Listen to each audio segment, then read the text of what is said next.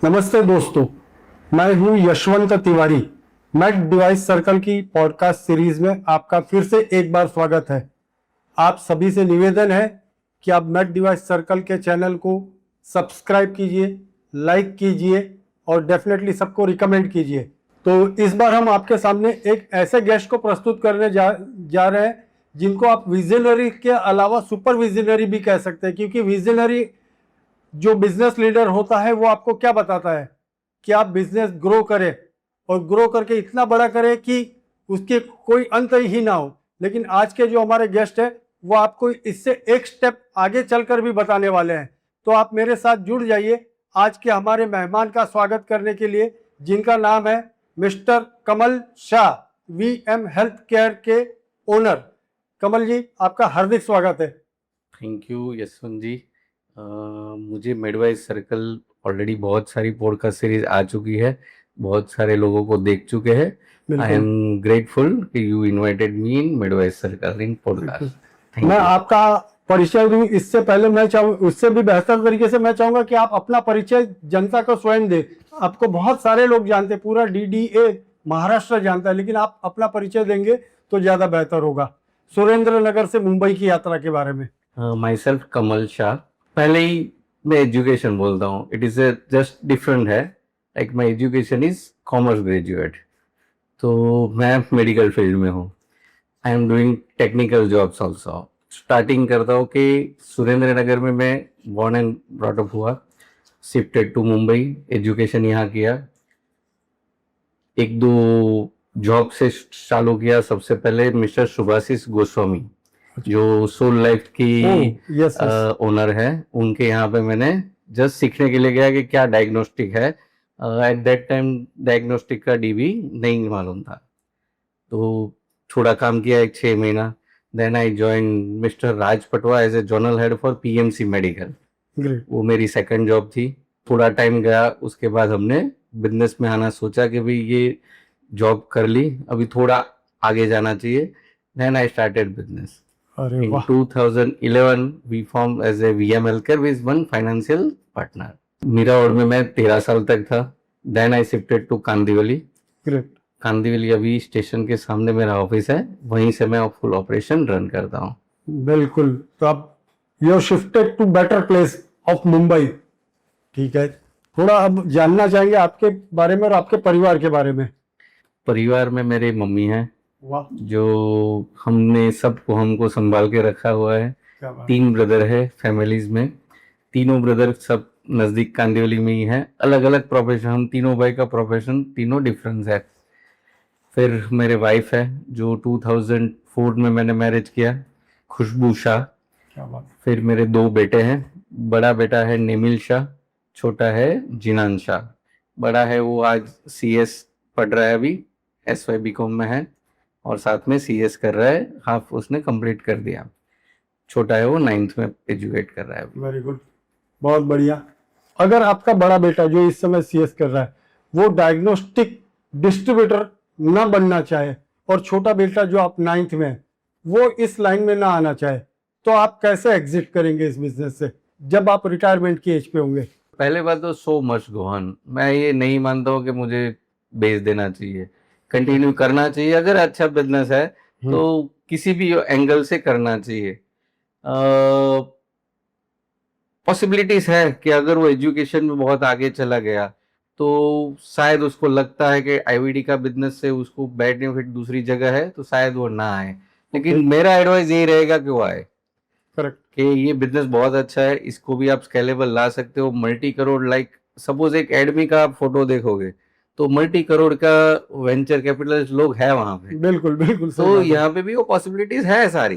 अभी कितने ग्रेड पे आप स्केल अप करोगे that is dependent on personally basis. No problem. तो मैं चाहता हूँ कि दोनों को कोई ना कोई आए या दोनों आए। मान लीजिए दोनों में से एक आ गया या दोनों आ गए और भविष्य में वो इसको स्केलेबल करके और ऊंचाई पे और एज ए मैन्युफैक्चरर में कन्वर्ट होना चाहते हैं अपार्ट फ्रॉम डिस्ट्रीब्यूशन, तो ट्रेडिंग के अलावा। सर डेफिनेटली ये चीज ऑलरेडी हो चुकी है। बहुत अच्छे अच्छे डिस्ट्रीब्यूटर हब है जो आज की तारीख में मैन्युफैक्चरिंग हब ऑलरेडी हो चुके हैं और successful they are running show also. Correct, अब एक स्टार्टअप में इश्यू हुआ है कि जो स्टार्टअप 2000-3000 स्टार्टअप आ चुके थे पोस्ट कोविड में, उसमें से 2-1000 शायद अभी रूल आउट हो गए हैं, तो कम है। लेकिन मुझे नहीं लगता ये डायग्नोस्टिक आईवीडी डिस्ट्रीब्यूटर फेटर्निटी में कोई भी जगह पे बहुत रिसेशन आया हो। बिल्कुल, रिसेशन तो हेल्थ केयर में तो आना ही नहीं है, नहीं नहीं है। कुछ भी हो जाएगा। और इसके साथ ही साथ महाराष्ट्र में डायग्नोस्टिक डिस्ट्रीब्यूटर का जो एक एसोसिएशन है, उसके एक आप फाउंडर मेंबर भी रह चुके हैं और एक टर्म आपने सेक्रेटरी करके किया है, और ये शायद आपका दूसरा टर्म है। इस पे कुछ प्रकाश डालना चाहें? ओके, फाउंडर मेंबर बोल सकते हैं, क्योंकि जो स्टार्टिंग जीरो था वहां से हमने शुरू किया। हमने काफी सारी मीटिंग्स की फाउंडेशन के लिए, बहुत टाइम लगा हमें, more than 6 month to 8 month figure out करने में लगा, कैसे करेंगे क्या करेंगे। ऑल्दो हमने मेहनत करके, और सभी लोगों की, it is not a one man है, सारे लोगों ने सपोर्ट किया। 7 फाउंडर मेंबर है। उसके बाद हमारा ये एसोसिएशन रजिस्ट्रेशन हुआ। रजिस्ट्रेशन होने के बाद आज 6 साल तक कंटिन्यू है। 1 साल हमने एडॉक कमिटी से चालू किया था, देन हमने कमिटी बनाई। कमिटी में मैं 5 साल तक डीडीए सेक्रेटरी हूँ, आज भी हूँ। अभी लास्ट टर्म है, अभी मीटिंग होने वाली है इन दिसंबर, तो उसमें हम आगे का कार्यक्रम कैसे होगा वो प्लान करेंगे। बहुत बढ़िया। आप डिसकंटिन्यू करना चाहते हैं from the position of secretary. हम चाहते हैं कि डीडीए जितनी अच्छी तरह से काम कर रहा है आपके सेक्रेटरियल पोजीशन में, उसी प्रकार से आप ये जिम्मेदारी को आगे लेकर चलते रहें। अब इसके अलावा मैं ये भी जानना चाहता हूँ कि महाराष्ट्र में कितने डायग्नोस्टिक डिस्ट्रीब्यूटर्स हैं, टोटल नंबर ऑफ डिस्ट्रीब्यूटर्स, और डीडीए में कितने लोग मेंबर, रजिस्टर्ड मेंबर है?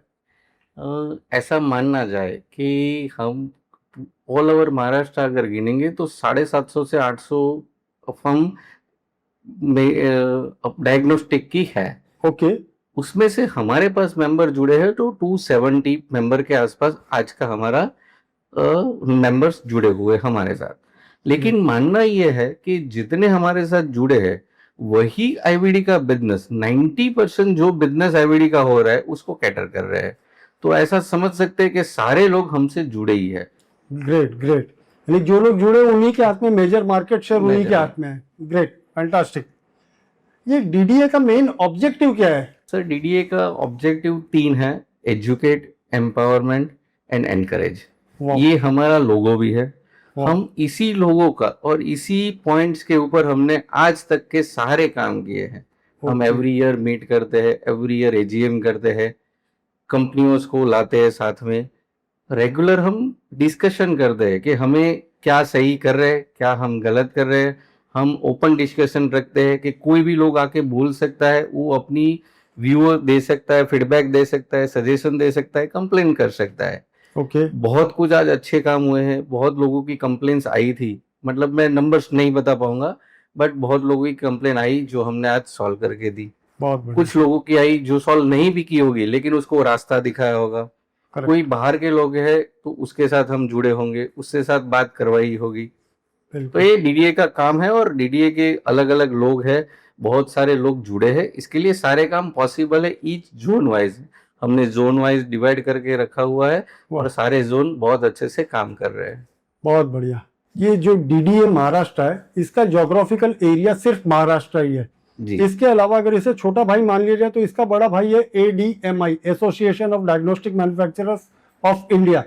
इनके साथ आप लोग अलाइंड है या आपका अपना डायरेक्शन है, उनका खुद का? सर, अलाइन है, बट मैं ये स्टेटमेंट को थोड़ा वेरी करूंगा कि as a DDA it is a diagnostic distributors welfare association है। करेक्ट। जो एडमी है वो मैन्युफैक्चरर है। तो हम दोनों टोटली डिफरेंट एंटिटी है। टोटल, क्योंकि वो हमारी तरह वो नहीं सोच सकते और उनकी तरह हम नहीं सोच सकते। लेकिन दोनों के बिना हम दोनों नहीं चल सकते। सही बात है। तो अलाइन होना बहुत कंपलसरी है। अलाइन हम है ऑलरेडी। हम एवरी ईयर उनको इनवाइट करते हैं। लास्ट ईयर उन्होंने यहाँ पे हाफ ईयरली मीटिंग थी, उसमें भी हमें इनवाइट किया गया। क्या बात है। तो we are very much align with एडमी रेगुलरली। तो आप एक ही गाड़ी के 2 पहिए साथ साथ चल रहे हैं, लेकिन जुड़े हुए नहीं, लेकिन साथ साथ आगे बढ़ रहे हैं। सर, अगर मैन्युफैक्चरर, डिस्ट्रीब्यूटर और कस्टमर, ये 3 पहियों की एक ऑटो रिक्शा है, जो हमारे निपुण भाई ने एक बहुत अच्छा प्रेजेंटेशन दिया था, वो 3 पहिए है, और तीनों पहिए के बिना हमारा डायग्नोस्टिक चल ही नहीं सकता। क्या बात है, वाह। बहुत बढ़िया। ये महाराष्ट्र का डीडीए जो है, इसका किसी और स्टेट के डायग्नोस्टिक डिस्ट्रीब्यूटर्स के साथ एसोसिएशन, कोलैबोरेशन, मर्जर, कोई भी कुछ भी रिलेशन है? यस, हमारा लाइक चेन्नई है, मतलब जियोग्राफिकली डीडीए इंडिया में बहुत सारी जगह पे है। हाँ, डीडीए चेन्नई में 2 है, लाइक एक चेन्नई का है, एक तमिलनाडु का है। हाँ, देन पंजाब में बहुत अच्छा डीडीए है, they are also doing very good welfare activity. Great. Rajasthan में है वाह। और दूसरी जगह पे भी है। और हम very much align with Chennai के साथ रेगुलरली टच में है, चंडीगढ़ के साथ रेगुलरली टच में है, वेरी गुड। जो राजस्थान का था उसके साथ बहुत सारे चीज टच में है आज भी। बहुत बढ़िया। एक प्रश्न, मान लीजिए कोई एक डिस्ट्रीब्यूटर है किसी दूसरे स्टेट का, महाराष्ट्र का नहीं है, उसका मैन्युफैक्चरर यदि महाराष्ट्र में है, मैन्युफैक्चरिंग कंपनी यदि महाराष्ट्र में है, जी, वो आपसे किसी प्रकार की हेल्प मांगता है और वो डीडीए का मेंबर नहीं है, नहीं खुद के स्टेट का, नहीं महाराष्ट्र का तो ऑब्वियसली नहीं होगा, वो आपसे कोई हेल्प मांगता है, शायद मे भी समझ लीजिए अपना क्लेम सेटल करने के लिए किसी कंपनी के साथ, तो डीडीए महाराष्ट्र उसको हेल्प करता है? डेफिनेटली। आज मतलब ऐसे केसेस आते हैं तो उसके बारे में कुछ बताया जा सकता है, बट हमारा डीडीए ये सोच है हमारी कि हम जिधर जिधर पॉसिबल है हम सपोर्ट करेंगे, हम अपनी चैनलाइज उसको कर देंगे। सपोज मैं डायरेक्टली उसको सपोर्ट नहीं कर पाता हूँ तो मैं कोई तरीका दूंगा या सिस्टम दूंगा कि आप इनसे कांटेक्ट करो, ये हिसाब से कांटेक्ट करो, इससे काम आपका आसानी से हो सकता है। बहुत बढ़िया। We can channelize them at a length. Okay, you may extend your supporting hand to them to help themselves again at their level, or if possible, you will get instrumentally involved and help them. Definitely. Great, great, good attitude. ये DDA का एक secretary ही कर सकता है, बहुत अच्छी बात है। अब हम थोड़ा सा बिजनेस रिलेटेड ट्रेडिंग के बारे में बात कर लेते हैं। मैं ये जानना चाहता हूँ हमारे स्पेसिफिकली हमारे दर्शकों के लिए, क्योंकि आज के हमारे जो दर्शक होंगे स्पेशली डायग्नोस्टिक डिस्ट्रीब्यूटर्स होने वाले हैं, उनके लिए how to build a well discipline trading business that can be sold. ये प्रश्न ये है कि ऐसा एक व्यवसाय कैसे खड़ा करें जिसको भविष्य में बेचा जा सके। सभी बात करते हैं कि हम अच्छा व्यापार करेंगे और बहुत बड़ा व्यापार करेंगे, लेकिन उससे एक स्टेप आगे जाके उस व्यापार को बड़ा करके बेचना हो तो उसके लिए क्या क्या आवश्यकता है? सर, ये बेचने के लिए ही क्या आवश्यकता है वो सही है, बट रूटीन बिजनेस में भी मैं चाहता हूँ कि सेम चीज है। अगर आप रूटीनली डिसिप्लिन मेंटेन करते हैं, एसओपी मेंटेन करते हैं, तभी सस्टेन कर पाएंगे, तभी हम आगे लेके जा पाएंगे। बिल्कुल। आज की तारीख में कंपटीशन बढ़ गया है, इट इज बढ़ गया है कि बहुत सारे पैरामीटर है कि आईवीडी में मैन्युफैक्चरर्स ज्यादा आ रहे हैं, मेक इन इंडिया ज्यादा हो रहा है, लेकिन सामने ग्रोथ भी हो रहा है। बिल्कुल। लाइक मैं सोचता हूँ कि मुंबई है, सपोज मुंबई की हम बात करें तो मुंबई में 1.5% इंडिया का टोटल पॉपुलेशन भी है। बिल्कुल। तो उसको कैटर करने के लिए उतने डिस्ट्रीब्यूटर चाहिए, उसके बिना सपोर्ट नहीं होगा। तो बहुत अच्छे डिस्ट्रीब्यूटर हमारे ऑलरेडी महाराष्ट्र में है जो पान इंडिया काम भी करते। क्या बात है। तो आज वो डीडीए के मेंबर भी है और हम उसको फैसिलिटेट करते हैं, कई बार रिकॉग्नाइजेशन करते हैं। हम डीडीए में बुला के उनको फैसिलिटेट करते हैं कि उसने 25 साल डायग्नोस्टिक डिस्ट्रीब्यूटर यहाँ पे उन्होंने हैंडल किया हुआ है। ओके। तो ये जो उनसे हम फीडबैक लेकर लोगों को बताते हैं कि ये लोग कैसे आगे बढ़े, हमने क्या डिसिप्लिन करना है, एसओपीज होना चाहिए, आपकी रिटर्न्स फाइल होने चाहिए, जो मेंटेन चीज है वो करनी चाहिए, तो ही आप आगे बढ़ पाओगे। अगर वो आगे बढ़ पाया तो फिर आप उसको सेल आउट करने की बात कर सकते हो। बिल्कुल। आपका क्वेश्चन था कि हम उसको बड़ा बनाकर बेचना है तो क्या करना चाहिए? तो पहले तो सक्सेस, जनरली ये होता है कोई भी बिजनेस सक्सेसर के पास जनरली जाता है, फैमिली सक्सेसर के पास जाता है सेकंड ऑप्शन में। नहीं होता है तो बाय आउट होता है। तो हर एक रिकॉर्ड कैसा मेंटेन है, बिल्कुल डिसिप्लिन मेंटेन है या नहीं है, प्रॉफिटेबिलिटी बिजनेस है। आज बहुत बिजनेस डायवीडी में पॉसिबल है, टर्नओवर करना है तो बहुत सारी ऐसी कंपनी है जो टर्नओवर बेस्ड है, उसका टर्नओवर इजीली हो जाएगा। जो आप बाजार बोल सकते हो, बाजार का काम करोगे तो बहुत हो जाएगा, लेकिन उसमें प्रॉफिटेबिलिटी नहीं रहेगी। बिल्कुल। तो हमें सस्टेनेबिलिटी प्रॉफिटेबल करने के लिए बिजनेस करना है। बिल्कुल, बहुत बढ़िया। यानी तो अगर इन शॉर्ट इसको कहना है तो आप ऐसे कह सकते हैं कि एक सेलेबल बिजनेस यदि बनाना है तो उसके लिए 4S की जरूरत है। राइट। राइट। अगर पहला S मैं कहूँ तो proper system, yes second stability, yes third scalability yes and fourth one is sustainability. ये चारों एस को अचीव करने के लिए जिस चीज की जरूरत है, मुझे लगता है उसमें सबसे बड़ी चीज है discipline, financial discipline, credit discipline. Second SOP, standard operating procedures in everything. Third, documentation of sales, of procurements, of inventory, everything should be documented properly. जी इसमें और कुछ ऐड करना चाहे ताकि हमारे कुछ एक ऐसे भी दर्शक हैं जो शायद पहले कहीं जॉब किया करते थे, उन्होंने खुद का बिजनेस शुरू कर दिया है, लेकिन उनको प्रॉपर नॉलेज नहीं है कि इस बिजनेस को कैसे करना चाहिए। तो और कुछ और आप बोलकर कंट्रीब्यूट करके ऐड करना चाहें तो? डेफिनेटली स्केलेबल जो आपने बोला कि कैसे स्केलेबल है, वो स्केलेबल में 2-3 तरीके का आ सकता है। लाइक प्रोडक्ट को कैसे हम प्रमोट करें कि प्रोडक्ट बड़ा नहीं है, क्योंकि हर एक एरिया एक फिक्स हो जाता है, उसको रैपिड में जाना है, बायोकेमिस्ट्री में जाना है, इंस्ट्रूमेंटेशन में जाना है। He can 1 by 1 add on करते जाएगा, तो जियोग्राफिकली वो और स्केलेबल हो जाएगा। करेक्ट। उसके बिना वो नहीं होगा। एक ही प्रोडक्ट अगर मैं कंटिन्यूस करूँ तो उससे स्केल नहीं बढ़ेगा। बिल्कुल। तो either geographically, either product wise sale, हर एक तरह से उसको धीरे धीरे अपग्रेड करता रहना है। तो इसको और आज की तारीख में जो ये टेक्नोलॉजी है, उसको पूरी तरह से उसको हैंड ऑन लेना है, उसके बिना बहुत स्केलेबल पॉसिबल अभी नहीं है। बिल्कुल। तो अगर आपने जो कहा उसका मैं सार निकालूं, संक्षेप निकालूं, तो ये निकलेगा कि उनका जो प्रोडक्ट सेगमेंट है उसमें प्रोडक्ट पोर्टफोलियो में नए प्रोडक्ट्स ऐड करें जी, एग्जिस्टिंग कस्टमर बेस में नए कस्टमर्स और ऐड करें, या तो एग्जिस्टिंग कस्टमर को ही और एडिशनल प्रोडक्ट सेल करके अपने आप को स्केलेबल ग्रोथ लेकर के आए, प्लस टेक्नोलॉजी का यूज करें। जैसा कि एक कहावत है, बहुत प्रसिद्ध कहावत है कि आप बीते हुए कल की टेक्नोलॉजी लेकर के आने वाले कल में के व्यापार के कंपटीशन में सरवाइव नहीं कर पाओगे।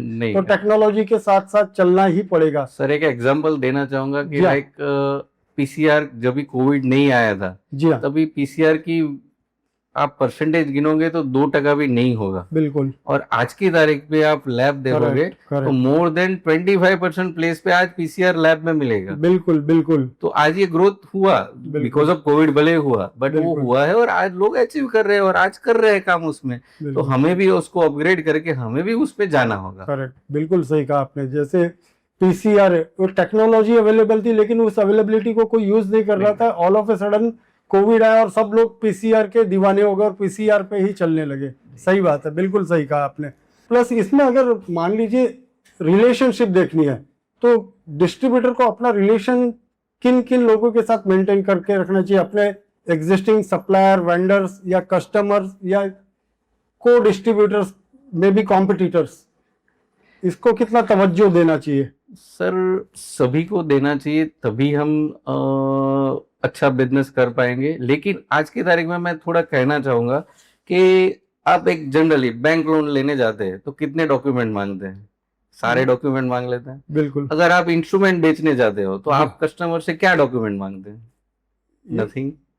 आज की तारीख में कोई भी डिस्ट्रीब्यूटर जनरली कुछ भी नहीं मांगता है, मुझे नाम पता है, कस्टमर है, भेज देता है। तो हमने एडवाइस कर रहे हैं, हम लोगों को बहुत सारी जगह पे बताते हैं, मीटिंग्स में बताते हैं, आप कस्टमर से शायद डाटा मांगे, उनका पैन कार्ड मांगे, उनके जीएसटी अगर नंबर है तो मांगे, वो अपने पास रखिए, जो आपको आगे फाइनेंशियली डिसिप्लिन में काम आएंगे। बिल्कुल। आज कंपनियां आपको कोई भी लोगों को मटेरियल बिना पैन कार्ड, बिना जीएसटी के नहीं देती है। बिल्कुल। Why sir? वो ऐसा क्यों करते हैं? क्योंकि उनको पता है अगर मैं कहीं अटक गया, अगर हमें कुछ इश्यू आए तो हम यहीं से उसको फाइनेंशियली या लीगलाइज में हम जा सकते हैं। बिल्कुल। तो हमारी ये एडवाइस है व्यूअर्स को या अपने डिस्ट्रीब्यूटर भाइयों से कि अगर बिजनेस करना है, हमें एसओपी में ये चीज डालनी चाहिए, हमें हमारे सारे कस्टमर के रिकॉर्ड पॉजिटिवली हमें अपने पास रखने चाहिए। बिल्कुल, कस्टमर से बेस्ट पॉसिबल जो भी पॉसिबल है वो सारे डॉक्यूमेंट ले लेने चाहिए, अपने पास रिकॉर्ड में रखने चाहिए, ताकि फ्यूचर में अगर कई कॉम्प्लिकेशंस आते हैं तो सेफ सिचुएशन रहे। जी, बहुत बढ़िया। अब सबसे इंपॉर्टेंट चीज है, जैसा कि आप जानते हैं कि यूजुअली एक इंश्योरेंस में एक चीज आती है जिसको कहते हैं टर्म प्लान या टर्म इंश्योरेंस। वो लोग क्यों लेते हैं पता है? सडन डेथ हो जाए तो जो डिपेंडेंट लोग हैं वो all of a sudden road पे ना आ जाए, उनका सर्वाइवल पॉसिबल हो जाए।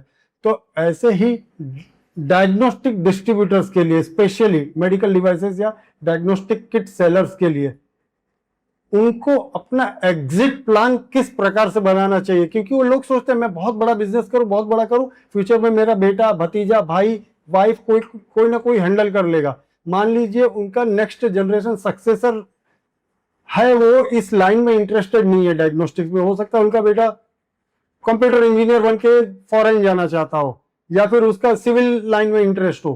तो उसको अपना एग्जिट प्लान कैसे बनाना चाहिए, जो कि एक दूरदर्शिता, एक विजनरी की एक स्टेप आपने आज आते ही कहा था कि उस पर डिस्कस करेंगे, उस बारे में जानना चाहता हूँ। एग्जिट प्लान सर मेरे हिसाब से एग्जिट प्लान तो पहले ये बात है कि एग्जिट कभी करना है।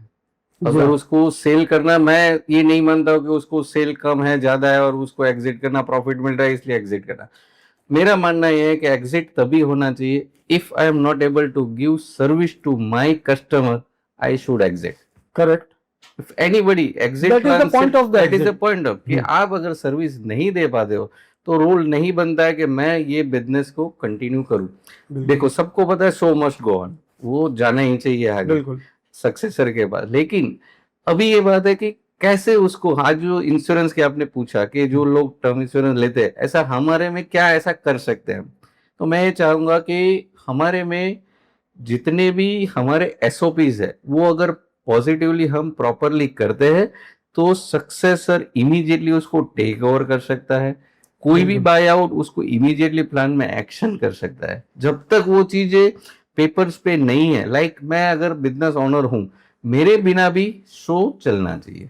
ओके, तो आई शुड हैव, मतलब ओन, आपकी डिपेंडेंसी हॉबीज में नहीं होनी चाहिए। मेरी डिपेंडेंसी के बिना मेरी हॉबीज कोई भी लोगों को कोई भी माल कभी भी पहुंचा सकते हो। बहुत बढ़िया, ये आपने बहुत बढ़िया स्टेटमेंट कहा कि business should not be totally dependent on business owner.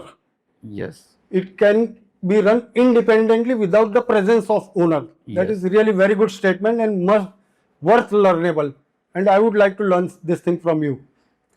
इसके अलावा मान लीजिए सक्सेसर रही, अगर फ्यूचर में किसी को हैंड ओवर करना है, सेल आउट करना चाहिए, तो उसके लिए क्या क्या क्या सुविधाएं हैं आज की तारीख में? सर बहुत अच्छा है कि सर आज इतनी सारी वेबसाइट पे अवेलेबल है, sell on sell business, beat my business, बहुत सारी साइट्स अवेलेबल है जिसमें वो ऑनलाइन ऑफलाइन दोनों तरीके का प्लेटफॉर्म देते हैं कि आप उसको कैसे वैल्यूएशन करें, वैल्यूएशन करके कैसे सेल आउट करें, उसमें भी वो लोग ऑप्शन देते हैं, विद रॉयल्टी, विदाउट रॉयल्टी। ये बहुत सारे ऑप्शन वहां पे अवेलेबल है और वो अवेलेबल तभी होंगे जब आपके फाइनेंशियल्स रेडी है। बिल्कुल, आप उसको अगर मीट कर पाते हो तो सब चीज पॉसिबल है, अच्छे से अच्छी डील मिलेगी। लाइक सर टेक्नोलॉजी आई, कार देखो में बेचोगे तो अच्छा पैसा मिलता है। बिल्कुल बिल्कुल सही बात। तो बिकॉज ऑफ टेक्नोलॉजी ओनली, तो ये भी चीज वही है, हम अगर अपने आप को मेंटेन करते हैं तो टेक्नोलॉजी अपने को रिवॉर्ड मिलेगा मिलेगा और मिलेगा। बहुत बढ़िया। अब मैं बढ़ना चाहता हूं अपने अगले प्रश्न की ओर। आईवीडी में जो लोग सर्विस करते हैं और वो उसके बाद खुद का बिजनेस करना चाहते हैं, उनको अगर आप प्रोत्साहित करके आमंत्रित करना चाहें कि आइए आईवीडी में डायग्नोस्टिक का बिजनेस कीजिए, तो उनको किस प्रकार से प्रोत्साहित करके आमंत्रित करेंगे? सर डेफिनेटली आईवीडी बहुत बड़ा सेगमेंट है, बहुत ही कम लोगों ने अभी तक यूज किया है। कंपटीशन भले ही कितना भी हो, लेकिन आज भी लोग अच्छे से जुड़ सकते हैं। जो काम किया हुआ है, जिसने ऑलरेडी कंपनियों में जॉब की हुई है, उसके पास अच्छी से अच्छी नॉलेज है, he can come over to maintain the business very well length, क्योंकि उसको कस्टमर टच है। जिसका कस्टमर टच रहेगा वो आराम से बिजनेस कर सकता है। उसको आना चाहिए आगे, और उसको सपोर्ट के लेवल पे इवन नॉट डीडीए लाइक है तो डीडीए उसको मेंबर बनाता है। उसके लिए कोई क्राइटेरिया नहीं है कि आप अगर एक दिन का डिस्ट्रीब्यूटरशिप खोला है तो आप मेंबर नहीं बन सकते। ओके, आपने एक्सपीरियंस नो एक्सपीरियंस क्राइटेरिया नहीं है। आप अगर रजिस्टर्ड डिस्ट्रीब्यूटर है तो आप इवन मेंबर बन सकते हो और सारा सपोर्ट आपको मिलेगा। उसके सारे डिटेल ग्रुप में आ जाएंगे तो आपको पता चल जाएगा कौन कौन सी कंपनीज कर रहा है, उसमें कौन कौन एम्प्लॉइज के मेजर रोल्स है, उसका आप कॉन्टेक्ट ले सकते हो, उसको काम कर सकते हो। आज भी हमारे ग्रुप में बहुत सारी रिक्वायरमेंट आती है कि मुझे ये कंपनी का ये मटेरियल चाहिए, कौन उसका हेड्स है मुझे बताइए, तो हम वो चीज वो अंदर डालते हैं। ग्रेट ग्रेट, और बहुत नए लोगों को फायदा भी होता है। सही मैंने बात है। 2-3 ऐसे लोग हैं जिसका सक्सेसर में अभी उसका बेटा बेटी ने टेक ओवर ले लिया है। फादर की तबीयत खराब है, बेटी ने टेक ओवर किया है, आज भी वो मैसेज डाल रहे हैं और सबको आंसर, सभी लोग आंसर दे रहे हैं। इट इज नॉट के डीडीए दे रहा है, बिल्कुल, सारे मेंबर ही उसको सपोर्ट कर रहे हैं। Correct correct correct. अच्छा कमल जी, अभी मुंबई में आईवीडी डायग्नोस्टिक मार्केट में प्रिंसेस स्ट्रीट, जिसे दवा बाजार कहा जाता है, वहां एक बहुत बड़ी शायद रूमर थी कि सच्चाई मैं नहीं जानता, ऐसा था कि एक डिस्ट्रीब्यूटर सेल ऑफ करना चाहते थे और उसमें कुछ बहुत यानी 6-8 महीने, साल 1.5 साल लग गए और उसका परिणाम क्या आया ये पता नहीं है। तो चूंकि आप डीडीए के मेंबर है, अगर आपको कुछ आइडिया है तो बता पाए तो। सर ऐसा होता है कि जहाँ सक्सेसर नहीं पॉसिबल है, जी हाँ, तो वहां पे ये सेल आउट ऑप्शन ही पॉसिबल है। जी हाँ, सेल आउट भी अभी पॉसिबल नहीं है, तो उसका एक अलग पॉसिबिलिटीज आती है कि उसको जॉइंट वेंचर किया जाए। ओके, तो ऐसा एक आया था, मैं नाम नहीं ले पाऊंगा, बट ठीक है, अच्छी एक फर्म है, उसने सक्सेसर, उसका बेटा कुछ यूएस में या कहीं और जगह पे है जो नहीं हैंडल कर सकता, उन्होंने अपनी विथ रॉयल्टी उनको मिले इस तरह से नई पार्टनरशिप कंपनी खोल दी, सारा बिजनेस उसमें ट्रांसफर कर दिया वाह, and both are happy now. Successor बिना वेंचर कैपिटलिस्ट करके दोनों ने फर्म जो डाली उसमें दोनों को फायदा हुआ, रॉयल्टी भी मिल रही है, बिजनेस भी कंटिन्यू है, वेरी जो कंपनियों को भी फायदा कि उसका कोई भी चीज चेंज नहीं हुआ, उनको कुछ भी चेंज करना नहीं पड़ा। वेरी तो गुड, कंपनी के लिए, डिस्ट्रीब्यूटर के लिए, सबके लिए एडवाइजेबल। बहुत बढ़िया बहुत बढ़िया। ओके कमल जी, आप इस इंडस्ट्री में आए, आप आज आपको लगभग 16-17 वर्ष हो गए। जाहिर सी बात है, सबका गुरु होता है। यदि आप इस पॉडकास्ट के माध्यम से अपने गुरुओं को धन्यवाद कहना चाहते हैं तो मंच आपका है, please. Definitely, thank you. First thank you तो मैं सुभाषिस गोस्वामी जी का करूंगा, क्योंकि इंडस्ट्री में आया उनके पास, जो मुझे डायग्नोस्टिक का डी नहीं पता था। And I thankful to mister Raj Patwa, जो पीएमसी के जोनल हेड थे, तो बहुत कुछ उन्होंने सिखाया जो मुझे Eliza Triveni, oh yes, he is owner of Triveni Correct. Traders. हाँ। बहुत कुछ मुझे उन्होंने सिखाया, मुझे फ्री हैंड देके आज मुझे एलाइजा जो सीखने को मिला वो वहीं से मिला।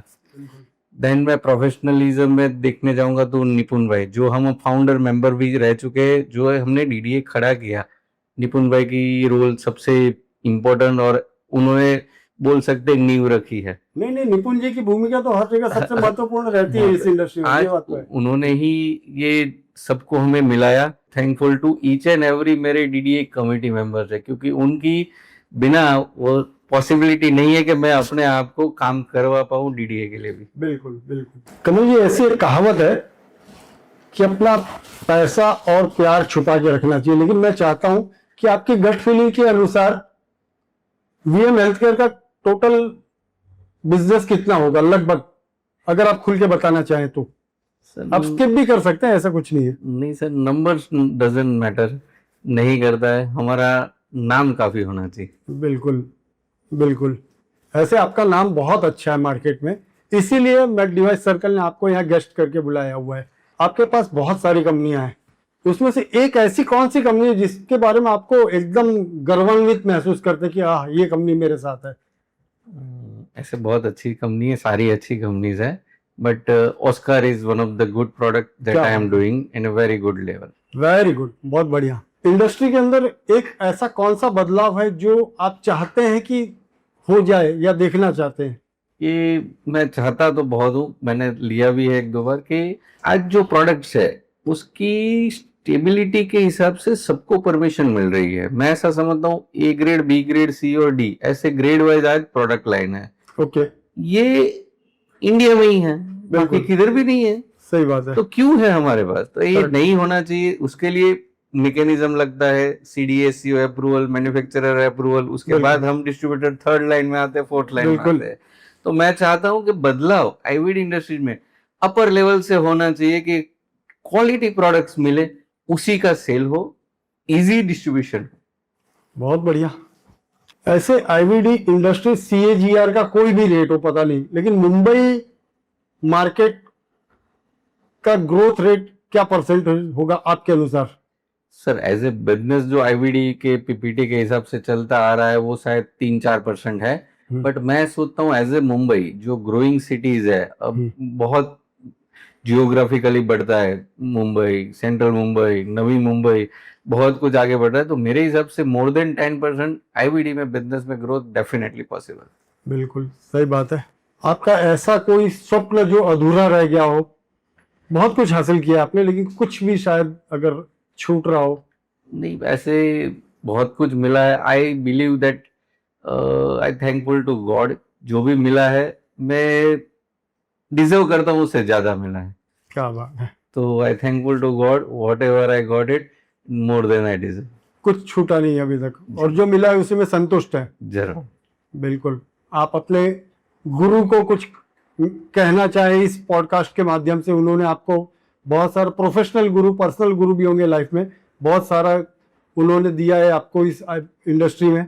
अगर कुछ कहना चाहें इस पॉडकास्ट के माध्यम से तो? वेरी मच थैंक यू कि मैं इंडस्ट्री में आ पाया, सस्टेन कर पाया, और आज ये लेवल पे बैठा हूँ कि मैं पॉडकास्ट सीरीज कर पा रहा हूँ। तो thank you to all my business gurus. आप नाम लेकर के भी कह सकते हैं, ऐसा कुछ नहीं है, उन्हें भी खुशी होगी। गोस्वामी जी जो मेरे पहले गुरु है, जिन्होंने मुझे स्कैलअप किया, वो है राज पटवा जी। तो दोनों का दिल से थैंक यू करना चाहूंगा। बढ़िया।